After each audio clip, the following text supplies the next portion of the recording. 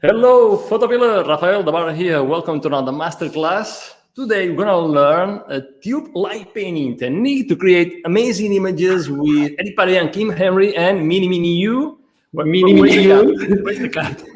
Come in the frame, Mini. Okay. Yes! She's going to be very helpful today. She can teach everything about tube light painting. All she knows. We're gonna go to the class in a moment, but first, if you're not planning your photos, what are you waiting for? Just go to photopills.com and download PhotoPills and start planning your photos. So you're always at the right place at the right time to capture the photo you want to capture. And now, please help me welcome Kim and Eric. Eric and Kim, how are you guys? Thanks for being here. Hi, Rafael. Thanks for having us in your awesome show. Are you seeing the first time I'm making this ad here at the beginning? Well done. Doing it well. Yeah, was it good? Yeah, that was perfect. Awesome. Thanks a lot for joining. Today's class is about light painting, tube light painting for landscape photography and astrophotography. And we, the PhotoPills community, love your work. We love your images, and we love having you in Menorca in the PhotoPills camp. Hope next year we're gonna meet again. Yeah, normally we do that outdoors with you, but now it's, I don't know, it's comfortable, but I would prefer to be outside in Menorca. So guys, for the people that don't know you, who are you? What are you doing for a living? I have no idea. Apart from wearing. So I'm going to put This is what we do. That's a typical image. You want to Awesome. Go side by side and do an introduction with Kim Henry. I knew you would do that. So what do we do? Well, let's just start with the beginning. Oops, it's broken. Sorry. All right. So today we're going to cover. Yeah, what is it? Flip. Using you like super small one side to the other. Yeah, that's okay. That's okay. Perfecto. Good. So what we're going to cover today is how we went from the studio to outdoors photography. Tube light painting recap. We go through the gear that I'm using, and then we'll talk about working the blue hour. We'll give you some composition tricks when working with light painting. And then we'll go into astrophotography. And we'll end up with some lazy shots that we're doing because we're very lazy sometimes. So we do also other things. Yeah, so just before we start, if you guys have questions, don't hesitate to write them in the comments, and Rafael will send them back to us along the way. So don't hesitate. Yes. If you have questions for Eric and Kim, please leave a comment in the chat. There we have Sandra Vallaure, as always, helping us with the questions. And yeah, we're ready to go. By the way, guys, I think it's better if you share your screen with me, because this way I can put your presentation bigger in the screen. That's the best I can do. Is it okay? Okay. No, that's good. It's good. Perfect. Okay. Good. So we started working together in 2013, 2014, working only in the studio because this is the only thing I knew back then. And we experimented with this 1 second light painting technique where everything is lit by hand. There's no external source of light. I have a light in my hand and I just wave the light around Kim. This is how we create that kind of images. But we also wanted to travel, not necessarily to mix with light painting, something we started to think about, but it's mostly outdoors landscape photography that we continued on the road for a year after a lot of experimentation in the dark in the studio. So we went outdoors in the desert. So this one is in Morocco in 2014. And then we were like, okay, let's try to mix both what we do in the studio with light painting and landscape photography. And it took us a while to figure that out. But once we found that magical tube, this happened. So this is from our first session outdoors with the tube that we purchased on that very same morning in San Francisco, and that totally changed our lives because this is what we've been doing since then.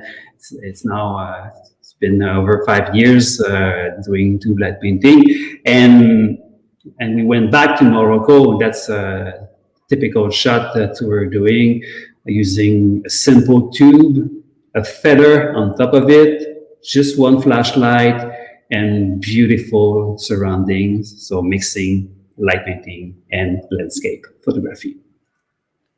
Beautiful. Okay.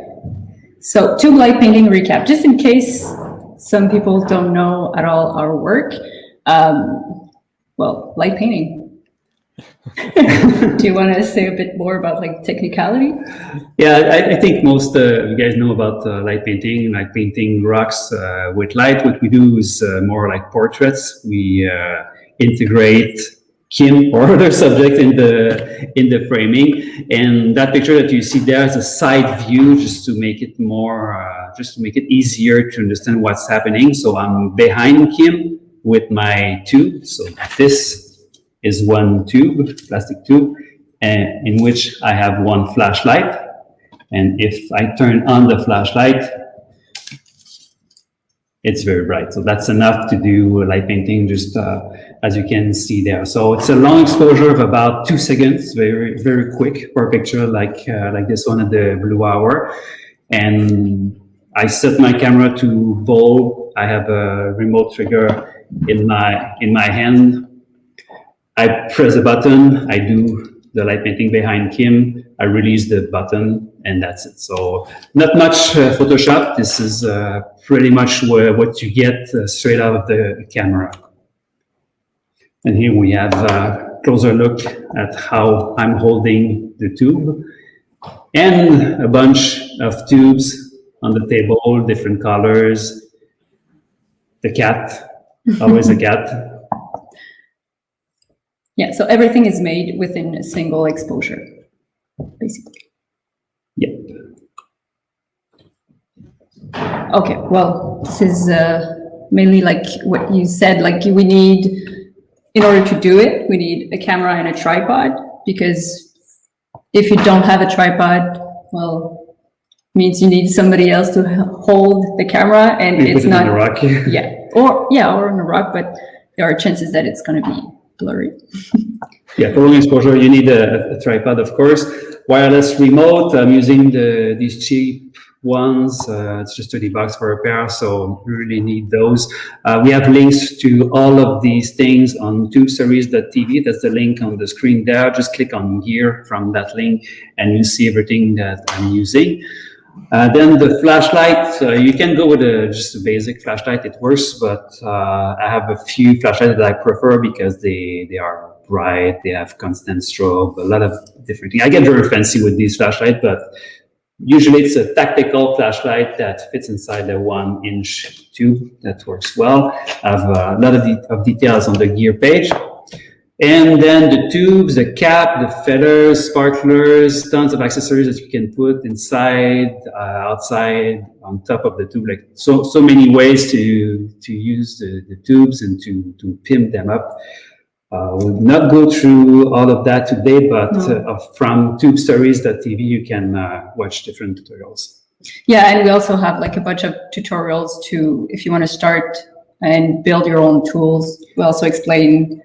Yeah, that's a very important point. We teach about how to make the tubes, so you don't have to buy anything from us. But if you don't want to make your own tubes, you can go to lightpainting.store. It's my time now to do my advertising. Lightpainting.store, and you can get all of the colors.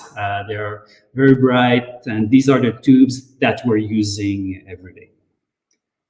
All right. How many tubes have you sold so far? Because I know that you have a lot. I told you last time, but I cannot say that. Sorry. Yep. But a lot. More than I was expecting. Cool. Happy for you. So it means there's a lot of people playing, so that makes us really happy. Great. Okay, back to the blue hour. So blue hour is, I think it's probably like our favorite moment to do what we do.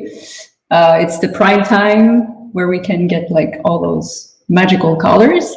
And it's also like the most exciting time because it's very short.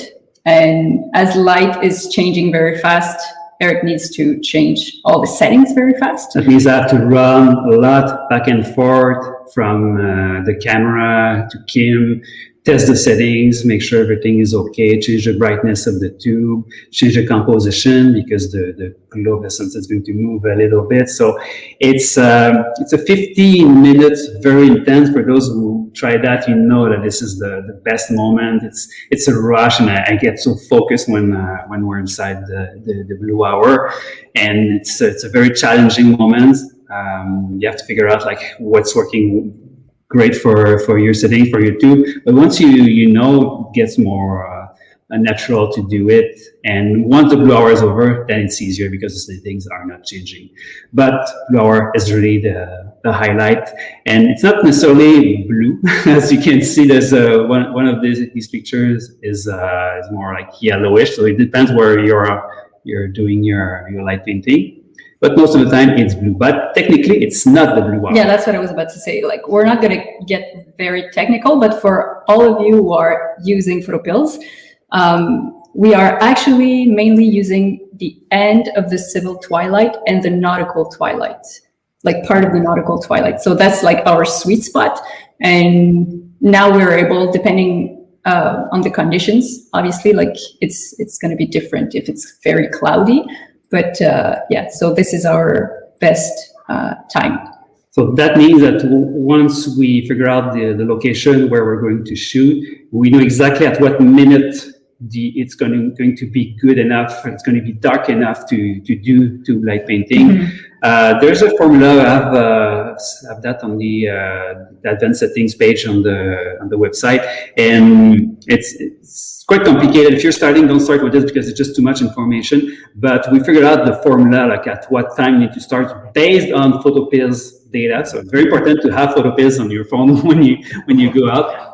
And then it's going to be always the same. I think it's just a few minutes after the beginning of the nautical, and you go at 1,000 lumens on the Milky Way tube because it's the brightest one, and then you just dim down your tube and you crank up your settings as the night goes darker. Yeah. So civil twilight is our rehearsal moment, basically, to get everything ready. Yeah, that's a good point. That's the time we figure out the framing to make sure everything is good, because we don't want to like start preparing during the nautical. That wouldn't make sense. And usually we're on the spot even before sunset, just to prepare ourselves to make sure we're ready. Yeah. So do you want to go through like? So you arrive like 1 hour before sunset or half an hour before sunset to get ready at least? Well, it depends. You need to get dressed and everything, right? She's quick. Yeah, I'm efficient. But I would say, like, if the conditions are good and we have time, sometimes we go like late afternoon, so we can actually, like, I guess, feel the space, do some location scouting, and do some dance shots sometimes, because I'm a performer. Mm-hmm. So yeah, we get like in the workflow, so we are already like in the right mindset once we start creating. So a very typical thing we do, let's say we are in Bolivia in the Salt Flats, we'll arrive on the spot at let's say 2 p.m. for sunset at 7 p.m. And then we can start finding the right spot. We do dance photography, dance videos at late afternoon, and then when the sun is close to the horizon, we'll do giant sunset with a telephoto lens. Again, all this is planned with PhotoPills. Mm-hmm. And then once the sun goes behind the horizon, Kim is going to warm up a little bit. I change my lens, I change all the settings, I put my trigger on the camera. This is going super fast, and it's cold, so it's hard, but it's so rewarding. It's so fun to do. And so we can create sometimes 1,000 pictures just in one afternoon. because we have the blue hour, but then we continue with the stars, and we go for as long as we can until the deadline, which is the time where the food is, like the restaurant is closing. So we have a limit, but because eating is the priority, as you all know. But then if the conditions are not as good, let's say it's -15 or something like that, we'll do like just a little bit before sunset, or I was about to say like sunrise, but like the end of the astronomical twilight. But so then it's more like we're rushing a bit more. Okay, so these are just a few examples of pictures that we created during the blue hour, and these are all single exposure shots. So for this picture, I've been able to light up the foreground, and Kim get the proper light on the background only by having the right settings, by practicing enough. So Kim is very well lit because I went a little bit in front of her on both sides. As you can see with the shape, it's going a little bit in front of her, and that's helping a lot.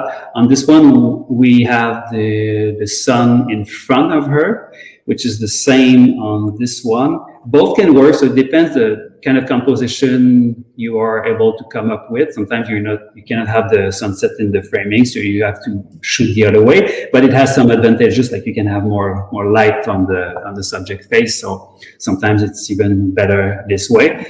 On this one here, Kim has the sunset behind her, so she's more like a silhouette, which is okay. I really enjoy doing silhouettes like this. And I don't know if you can see that, Raphael, but there's a weird line in the background on this one, and this is called the zodiacal light. You made a tutorial about that recently. You remember? Yeah. So that's like a light, amazing light, amazing moment. Can you remind us how you call that? Zodiacal light. Okay, good. So we didn't know what it was. Yeah. First time we saw that, like it was just there, and we shot with it. But that happened during the blue hour.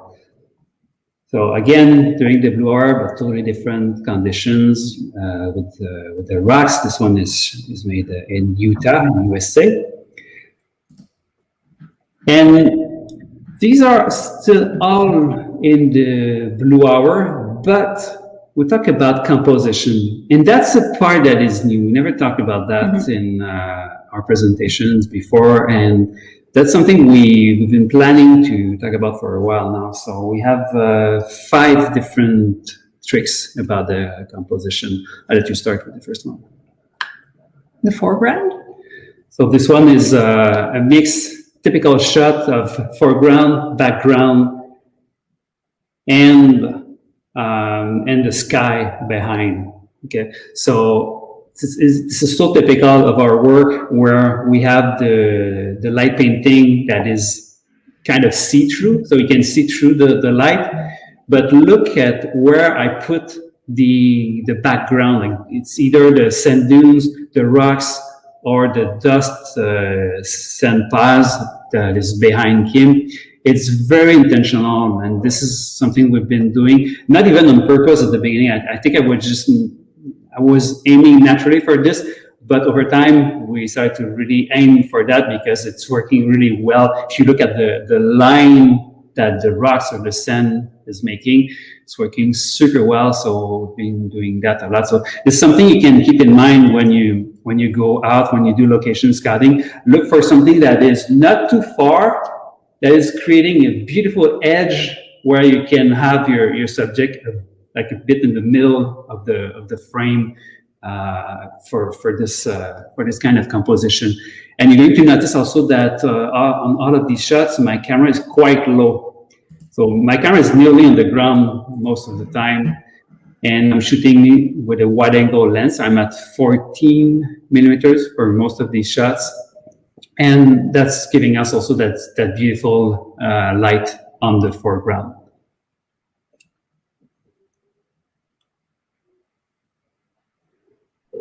And then the twirl So empty space. So depending on the framing and the landscape where you're shooting at, I'm just gonna, yeah. So that's something that Eric needs to inform me, because usually, like the subject, as a subject, I don't see the framing.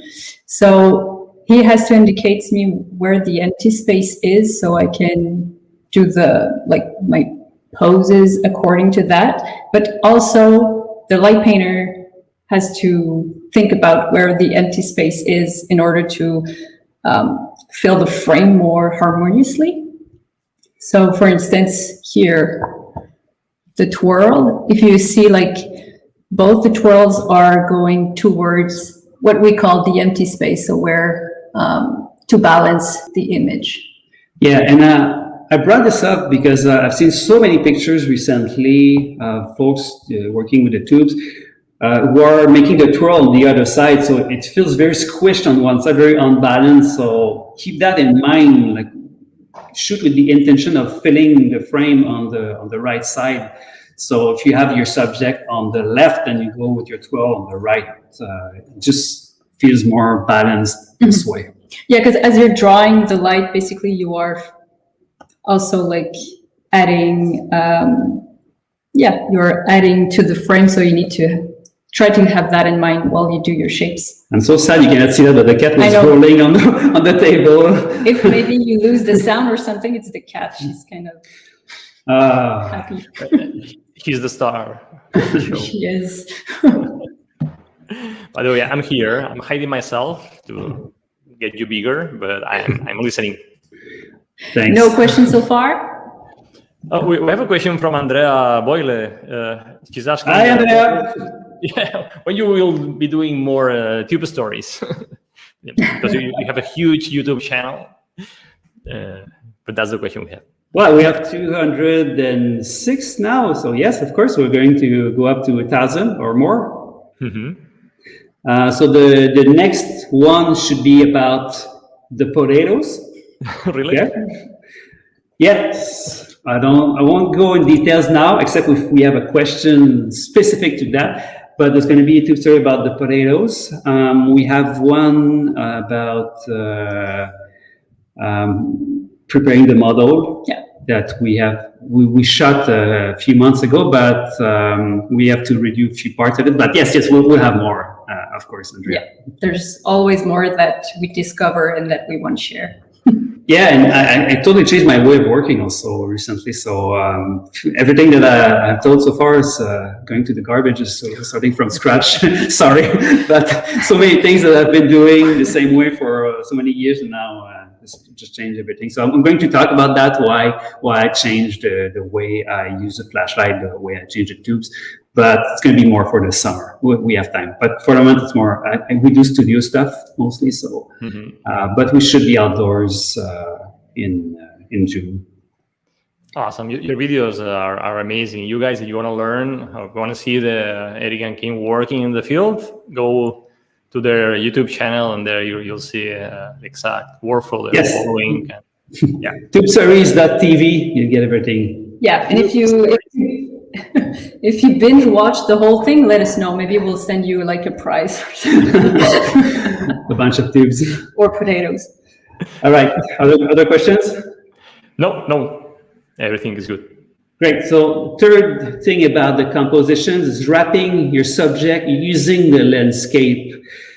On the first one we shot in the snow, I used the trees. It's kind of an obvious one, but on purpose, this is where I put Kim to have those beautiful lines with the trees. On the second one, this is made in Menorca. This is not as obvious, but I used the rocks to make this wrapping around Kim. Mm-hmm. And on the third one, this is in Badwater in Death Valley. So this is very hard to make that kind of composition. But if you look at the image with the crust on the bottom right, if you can align everything, the pattern of the salt with the Milky Way and your subject all in the right place, it's very, very satisfying. But this is not easy. Same thing with the mud cracks, if you guys have ever worked with that. Doing a shot with the mud cracks by itself is hard, but having a subject integrated inside of that picture, it's very hard. I can spend like 10 minutes just doing my composition. So it's hard during the blue hour when you have just 15 minutes. Yeah, and that's why it's good to be on the location well in advance, so you can think about that. Because just as when you guys do landscape photography, like we like to have perspective and many layers of perspective. But then once you had a subject and the light painting, it's like another little puzzle to put all together, which is very exciting. Okay, number 4, composition with the clouds. Obviously, that's very hard because you have to adjust with the clouds as they move. But when it's working, it's really cool. So on this one, I was not aiming exactly at the glow the way I'm usually doing it. I was a bit more on the side, but just because of the pattern of the clouds, this is where I put my camera. So you have to be quick at adjusting things, but once everything balances well, it's very fun. So it's not something we always think about because it's hard to compose with the clouds. This one was kind of obvious, but sometimes you have just like one big cloud. It's just very hard, but something that it's good to keep in mind. And when nothing is working, here's a trick. You zoom in, okay? So these shots are made using 85 millimeters. Sometimes you have a parking lot on one side, or you have a house. You have some things that you don't want in your frame, or you just have rocks that are not beautiful in your composition. So just use a longer lens. On my side, I always carry an 85 millimeter lens. It's very helpful. So when nothing is working, I put that lens, and so I do. It's still landscape photography, I guess, but from further away. So for on the first picture, we had a parking lot on the right side and weird rocks on the left side. So I didn't know what to do, so I put my 85 millimeter lens. And of course, I was super far away from Kim, the distance from Kim and the camera. I had to run a lot, but it's worth it on this one. And on the 2 other shots, it's just that the rocks were harder to work with. Like sometimes if you have rocks that are going down on each side, it might be weird in the composition. So if you just zoom in, it's working very well. Yeah, so it's a very good trick when you have a hard location and that's for PhotoPills, right? Yes. Top. It is. Top right. PhotoPills camp, huh? Yeah. All right, we continue with astrophotography because once the blue hour is over, you don't go to bed, you stay and you play with the stars, right, everyone? Definitely. You stay for as long as you can. And it's not everywhere that it's going to work because you need a place where it's very dark. In Menorca, it's working well. It's a very dark place. These shots are made in Chile, in Atacama. That's the best place by far on the planet to shoot with the Milky Way. It's so bright that you can see it with your eyes, but it's cold. It's very cold. There's a bit of freezing point for these shots. Worth it. So when you do these shots, like during the blue hour, it's very hard with the settings. You have to adjust. So there's no like I cannot say you have to be at this settings. It's going to work. For astrophotography, there's a formula. It's always the same. It's f1.8, 8 seconds, 50 lumens, ISO 3200.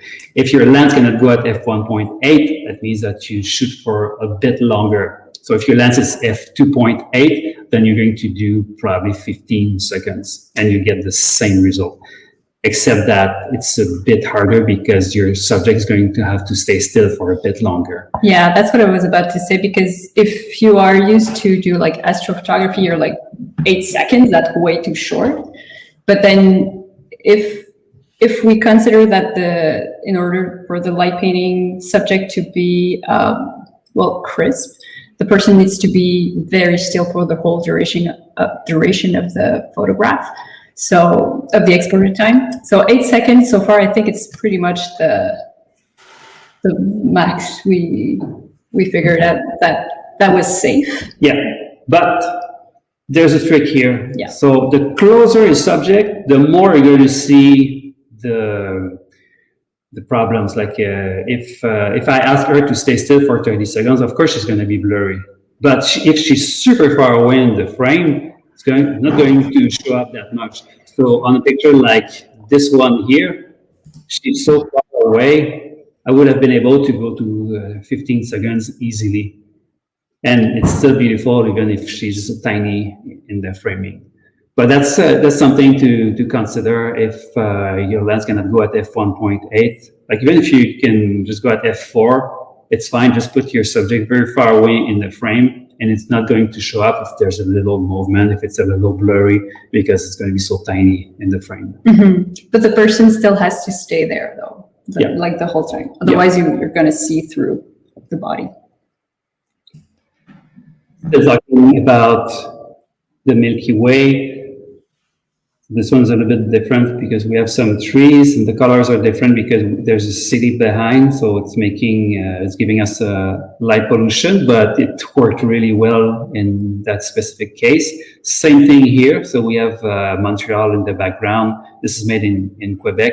So as you can see, the Milky Way is not as visible for us around Montreal, but still it's a beautiful image.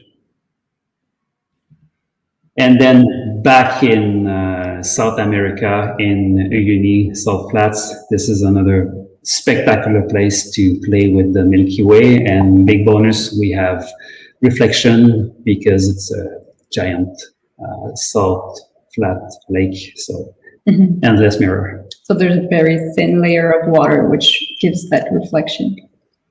It's amazing, amazing shot. Thanks. Love it. It's cool. Yeah, we worked for that one. And then, still talking about astrophotography, I came up with huge stars on this one, as you can see. So is that a Photoshop trick? No, it's not. I achieved that by using a very wide aperture. So I was at f1.4 on a 35mm lens for this one. So normally, if you do astrophotography without subject, just for the stars, you're going to do the focus on the stars. You have to try to have it very crisp. But if you have your subject close enough, then the stars are going to be out of focus, which is great because then they are huge, and that's free. That's free. You don't have to cheat anything. It's just something that you can make in camera. That's another very satisfying thing when the stars are getting so big. It's not something I do that much with the Milky Way because it's a bit weirder to make the Milky Way washy and out of focus. But when you're playing only with stars, like on this one, the Milky Way was it was not visible, I think, but we had so many stars, so I went just close enough to Kim, so I had my focus close range, and then everything outside, everything away was very out of focus. So very interesting to. I just realized that there's a lot in this image to so far we haven't gone into details of how we create the different visuals. But we have a lot of videos that explains, because I see this is a rim of light that is blinking, so plus the sand. So there's a lot going on in that picture, and it's technically pretty complex. But I don't think we're going to go there today, but we have if you have specific questions, go ahead. Otherwise, we have a lot of videos explaining that. Perfecto. Well, we have a bunch of questions. When you want to stop, just stop and we can. Yeah, so I'll just finish the astrophotography part and we can go on with the questions. So the last part about astrophotography is using the moon. And that is another very interesting thing because you're usually not outside at 4 a.m. when the moon is setting. And that's what's happening on the first picture here. It's 4 a.m. It looks like the sunset, but this is not a picture we could do with the sunset because it would be too bright. But doing that with the moon set, it's so interesting. it's not something we're used to see. And if you can be at the right place, if you can plan your shot with PhotoPills, you can do that kind of shots, and it's so cool to work with the moon. It's very easy also because the settings are not changing very much. So usually I'll be at ISO 200, ISO 800, f2.8 for about 4 seconds using 200 lumens flashlight on Milky Way tube or something similar. So playing with the moon, I think if I'd say like the best playground for starting, if you can play with the moon, that's so much easier because you don't need fancy equipment. You don't need to change the settings too much. So go out on the full moon and always put the moon in the framing. Yeah, that's what I was about to say, because as you can see, like in all those 4 examples, the moon is in the framing, but maybe, as you can guess, if we were to do the opposite, well, with long exposure, the light of the moon is strong enough to light up all the subject, and it gives you like shadows of the tripods and shadows of the tripod. I hate that. So yeah, put the moon in the frame, or if the moon is super high, it can work also sometimes. So this is what we did on this one. The moon was so bright that we can even see shadows on Kim's face. So yeah, the moon was just above her on this one, still in Uyuni in Bolivia. Okay, let's go with a few questions. Questions. Then we have Alexis Jardin. I have your Milky Way tube. Huh? You have a Milky Way tube? Wow, cool. When is the best moment to use it? When is the best moment to use it with the Milky Way behind the model? Oh. Okay, so sorry.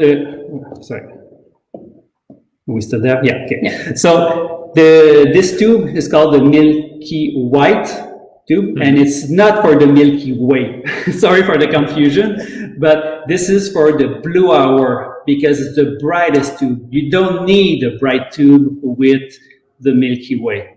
Mm-hmm. With the Milky Way, you're going to use something a bit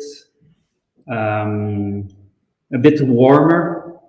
A bit colder for the color. So we use the rose browns tube that we include in most of our packages because this is the tube that I'm using for most of the shots with the moon or the Milky Way. So I have one.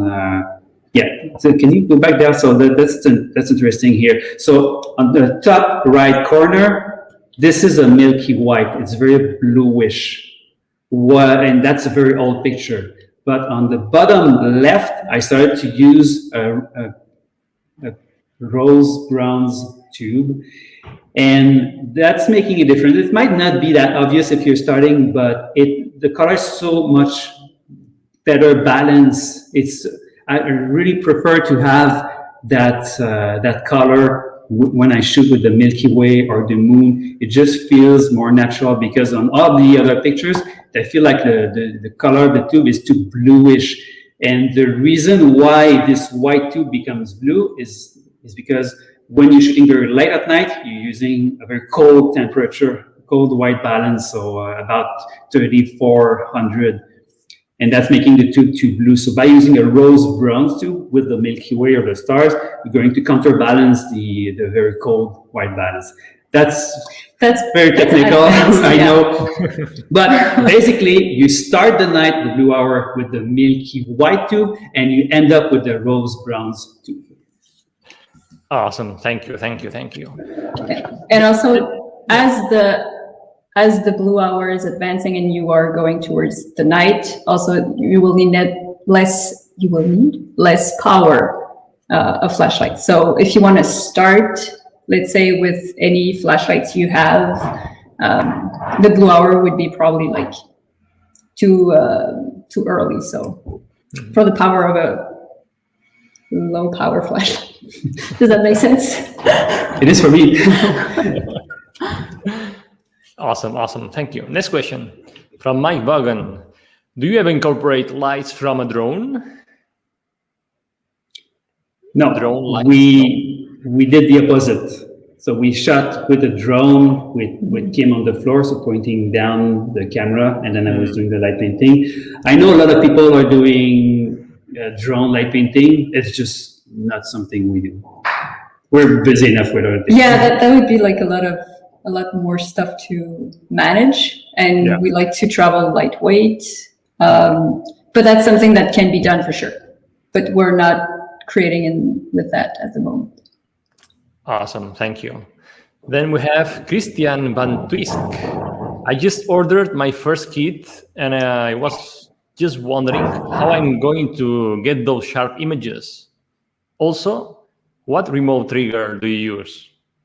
Yeah, so I'm using a Yongnuo RF something. I have the link on tubestories.tv, and you see the gear link, and you can find that. It's $30 US for a pair of those. It's very cheap. You just need to select the right cable for your camera.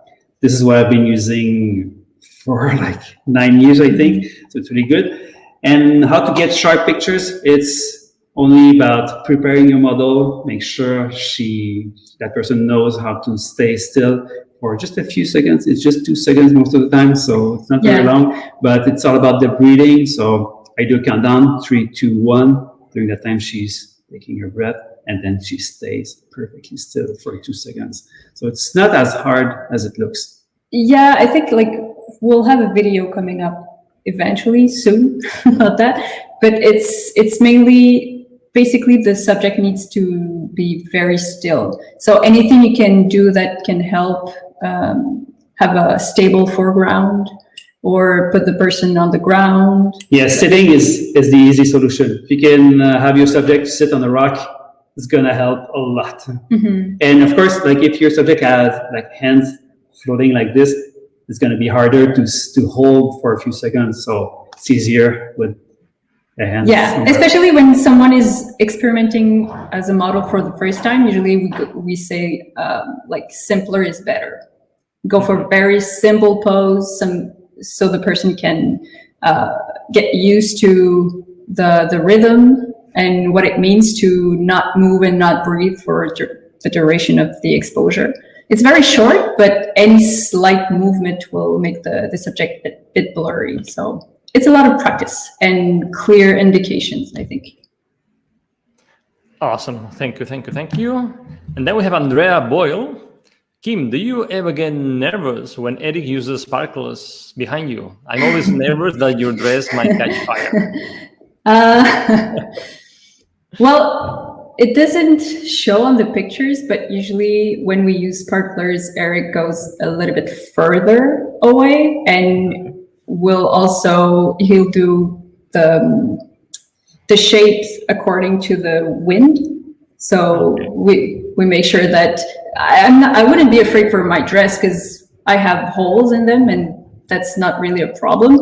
It's mainly for the body, so the face and so she's never looking up when I use sparklers. Exactly. So down. I'll cheat and even have my hands so I can protect. That's a good tip. And usually, and also the type of sparklers that we choose is very important as well. We would never recommend people to use something that is dangerous or that could catch on fire. Yeah, and we don't use fire because it's just too much for me. We tried that once, but I find it too dangerous, and I get too scared with fire. So sparklers is not really scary. So short answer, no, I'm not nervous, but it's because also we use them, I think, in a safe way, and so we do everything we can to make sure that there would not be any problem. And if it's too windy, we just don't use them. Right. Looking down is a good tip. Great tip. Okay. Then we have Alexis Jaldin Eric. Alexis Jaldin. Eric, how do you select the looms in the moon? So the way we know what brightness we need inside the tube is just by testing. So Kim is going to be by herself with the tube, with the flashlight, and I'll stay behind the camera. I'll adjust the settings for the landscape. So I expose for the background first. I keep saying that, expose for the background first, and then I'm going to ask her to go like maybe at 600 lumen because I'm used to that. She's going to make a shape. I take the picture, so it's just like a test shot where she's making the light painting. And then I look at the result, and I'm going to ask her to either go brighter or dimmer. And then once it's looking good at the back of my camera, I go behind her, and then we start to do the shots. So it's just trial and errors, but the more you do it, the quicker you get at doing that. Because what's very important is to balance everything. So if your flashlight is too bright inside the tube, it's going to look blown, and your background is going to be too dark. So to balance everything is the key, but expose for the background first, then choose the right brightness by testing out what's working well. Great, thank you.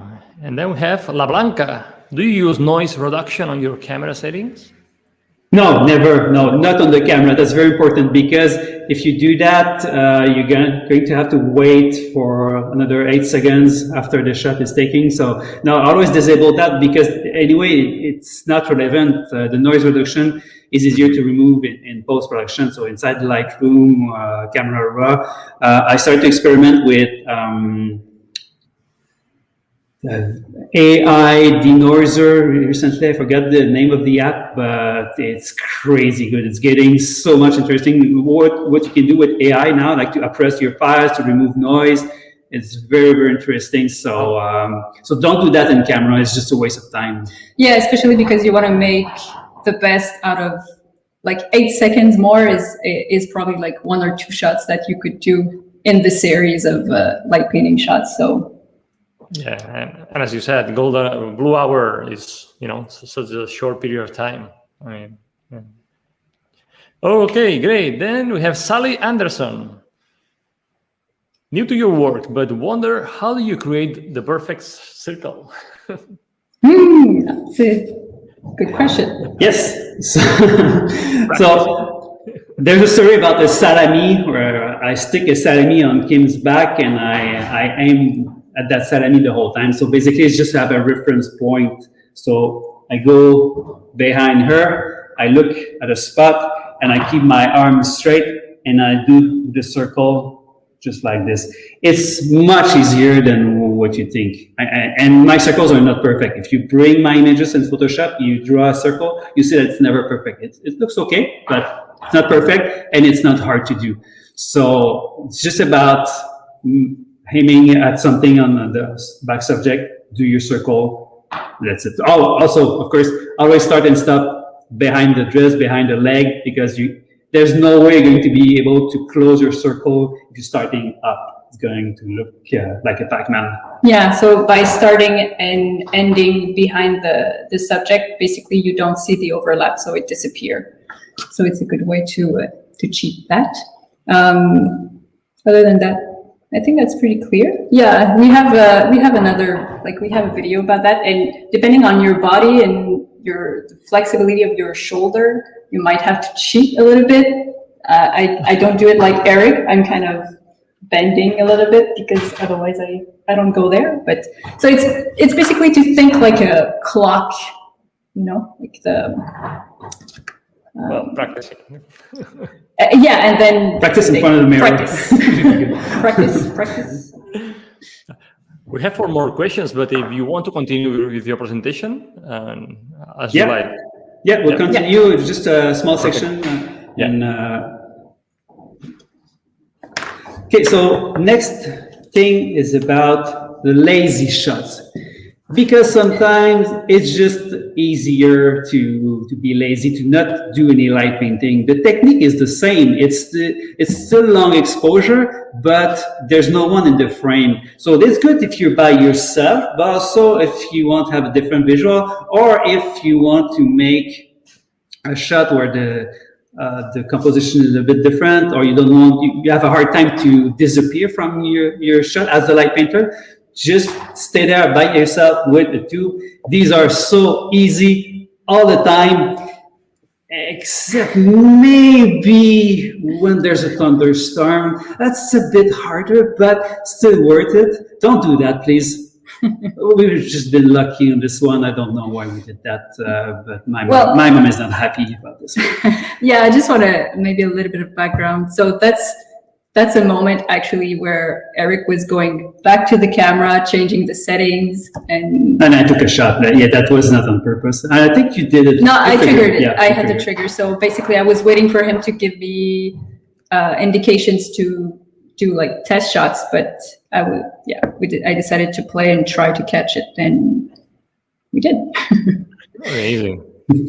That is scary, by the way. Yeah, that picture got published on a big photography website that I'm not going to name, and we've been canceled from the internet after that.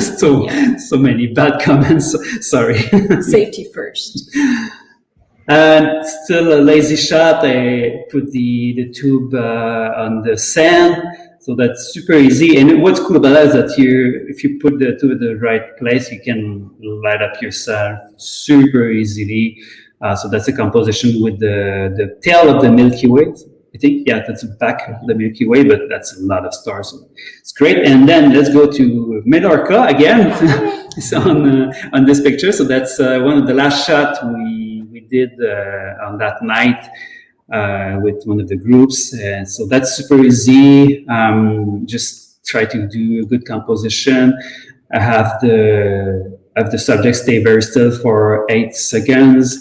And on this one, we used a black tube. So it's just an extension and a super small tube on top of it. So that's giving kind of a magic wand effect. And if you have all the stars in the clouds that align perfectly, it's so rewarding. So I think we've been a bit lucky on this one. And then the last one, that's probably the easiest of the bunch of this series. I'm just there with my light tube, and Kim is triggering from behind the camera. We've been lucky with beautiful clouds, and the rocks are all orange because of the light of the tube. So I think it's just a 4 seconds exposure on this one because the moon was rising, so it was quite bright. Mm-hmm. But it worked really well. I still have another one, Kim holding a tube with the moonrise on the white sands in New Mexico. That was not really on purpose. I just went behind the camera to change the settings, and the scene looked perfect. So I took a shot. I asked Kim to stay still, of course. So, and this series is mostly about getting you guys do something different with the tube. It's not always about light painting. Mm-hmm. It's more like constant light once you're there. So you're using the tube as a source of light to light up your subject in a long exposure without moving the light. Yeah, and it's a fun way also to do like selfies. If you are, this is probably like one of the easiest way to use the tube to light up yourself. And that's it. Wow. Awesome. Thank you so much, guys. I think we have a question from Ari Mendoza. Where can I buy the light tubes? Can you read your website? Yep. So lightpainting.store. You can take note of that. Screenshot that frame. You find everything on lightpainting.store. And if you're wondering what to start with, there's a section in the About drop down. It's called Which Tube, and I go in details about what you need to get started with this. And we also have tutorials about how to make your own tube, so it's all on the same link on tubestories.tv. Perfecto. So it's time for questions, right? Yes. Questions. We have, let me see, another question related to the tubes, some GS. Would it be possible to design your own flashlights through a manufacturer in the future? I think you show in your videos how to build their homemade tubes, right? Well, we teach about how to make tubes, but flashlight is a different game. It's very complicated because these flashlights are not made for us light painters. Light painting photography is a small market. These flashlights are made for the army, for the police, for hunting. Okay? Yeah, these are tactical flashlights. So and I talked with most of the big brands like Olight, Netcore, Eagletak. I've been in touch with them since probably 8 years. It's very hard because to get a customized flashlight, you need to place an order of something like 1,000 flashlights, which is such a small market. There's just no way I can do that. But the flashlights I'm using are good enough for what I want to do. There is one with a dimmer on the side that has been very useful for so many years, but this one doesn't exist anymore. So now it would be great to have that, something similar designed by another brand. But we cannot really hope for that, with such a small market. But maybe one day we'll see. We can make our own flashlight using 3D printed materials, but it's never going to be as solid as this. This is made like this is very durable. You can throw it and it's not going to break. So if I do something 3D printed, it's not going to be waterproof. It's not going to be as easy to handle. So I still like the ones that are available on the market currently. So again, on tubestories.tv, there's a gear page, and you'll see the flashlight that I'm recommending. Great, fantastic. Thank you. Then we have Alex Jaldin. Do you use Lightroom or Photoshop for editing? Increase the exposure or something? Yes, I'm going to tweak the exposure. What happens a lot when you're shooting at night is that you don't get the right exposure because you're in the dark. So yes, I'm going to tweak it a little bit up or down.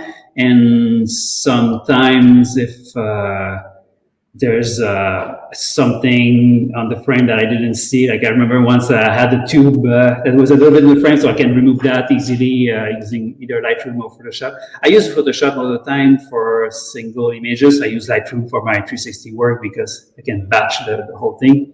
But usually it's just tweaking a little bit the white balance, a little bit the exposure, but not too much. I don't want to spend too much time in front of the computer. I prefer to go back outdoors. I guess that the exception for something more complex or complicated would be star trails. Yeah, star trails, very good point. If we do star trails, of course, it's not a single exposure. It's a bunch of exposures. So we do a time lapse of 30 minutes just for the star trails. We do a bunch of tube light painting shots, and then we merge everything in Photoshop. Awesome. Then we have Marlene Tepstra. Do you have any tips when there is not a model available, but I am the model? So to do the light painting and the modeling, it is possible. We have a video about that. Also, where I do my own circles. So it's technically more challenging, I would say, but it's totally possible and a lot of fun. But also, like in the community, people are doing it as well. Probably like one of the easiest, besides the tube, using the tube as the light. But if you want to do like actually a shape with the light, maybe people sometimes go sideways so they can. You don't see my hand, but here, let's say like do a shape and try to stay still at the same time. It's challenging, but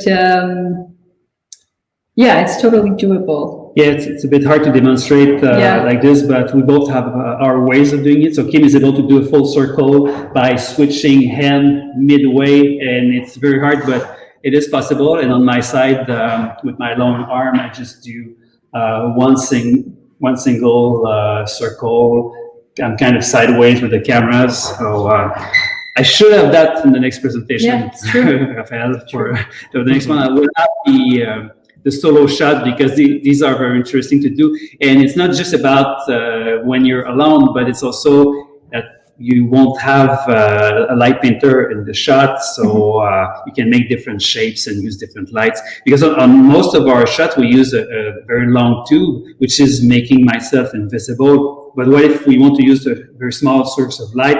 It's much harder to disappear. So if you're by yourself and doing the light painting shape, as long as you're able to do the whole thing without moving, it is possible. And I'm sure there's still a lot to explore in that direction. Definitely. Awesome. Then we have Rolf Rees. Is there a video which shows the complete process of a shot? I think you mentioned your YouTube channel already, right? Yes, there are 2 very long episodes where we do a full session, we show everything. There's nothing about post-processing though, so it's not the full process, but about how to get the shot with the right exposure. We have many videos about that. So look for the complete sessions on tubestories.tv. Yeah, right here, tubestories.tv. So there's a search box at the top of this website, and you can search for a complete session. Fantastico. And then we have Brad Perry. Eric, do you find you need to move your feet, head, etc. while eye painting to avoid appearing in the frame behind the subject? So Kim is wearing a dress, and there's a good reason for that. So I don't have to move my feet. So if we're doing a circle, my feet are hidden behind her dress, so it's really easy. It's just too easy. So that's a good solution. Otherwise, if I do a long shape behind her, then I'm going to move. If I move fast enough, if I don't stop at one place, my feet are going to disappear most of the time. But if I go back to this right here, sometimes we are on locations where it's not possible to move. Like this would be just straight up dangerous. So Eric just hides behind me. As simple as that. That's the topic of the potato, actually. Yeah, that's a potato thing. Okay, I'll show you quick. So that's for the upcoming video about the potato. So this is Kim right here, and this is me, okay? So Kim is much smaller than me, but if I go sideways and I'm at the right place, then I disappear, you see? Yeah. Yeah, so it's a question of alignment with the camera. That's really important, because otherwise you will see his side potato on the side. I'm so hungry now. Can we? Yeah, Can we stop? Some French fries. Nice. Yes. And then we have Leo Sandri. Do you guys use only cold light torches or also warm light? Both of them, right? Yeah. So the flashlight is cold, but once it's inside the tube, it is going to become cold or white depending on the tube that you're using. So this one is white. This is pure white, but it's kind of warm if you're shooting with depending on the white balance that you're using. So this is too warm for the Milky Way. So this is why we have different colors most of the time. The orange is much warmer, and this is what's working the best at the blue hour, not at the beginning because it's not as bright as the white one, but midway in the blue hour, this is the most interesting color you can get to match up with the blue deep colors of the sky.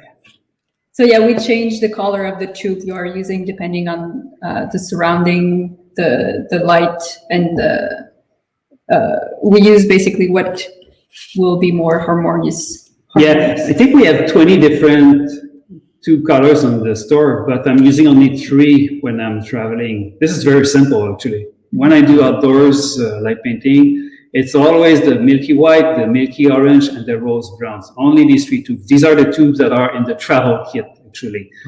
I have a bunch of other tubes because I do also studio work, and then I use holographic tubes like the Rainbow or Alien. I have a bunch of holographic tubes for the studio, but outdoors it's mainly these 3 ones. Sometimes the pink also I'm going to use. It's working well, but other than that, I'm never using like a rainbow tube outdoors. It's not my style. I know a lot of people are doing it, but it's not something I enjoy doing. Same thing with the golden tube. I'm not really using that outdoors because it's hard to match up with the surroundings. So keep it very basic. Always the same 3 tubes, and it's working well for what we do. Great, thank you. Eileen Welland, the other day she went shooting and she had a problem with focusing. Do you have any tips on focusing? Yeah, focus, like once you have your subject in place, do the focus by either go on automatic on your lens, do the focus on the subject, and then go back to manual and don't touch anything. Because the focus is not going to change. If your subject stays at the same place, there's nothing to change. So focus for me is very simple. I do it once. As long as Kim is staying there, I don't touch it at all. Yeah, and I use the tube to actually light myself while he's doing the focus. Yeah, always focus on Kim, on your subject. Yeah, that's what you so want. So the subject is at the same place where the picture is going to Perfect. occur, and you do the focus on the subject.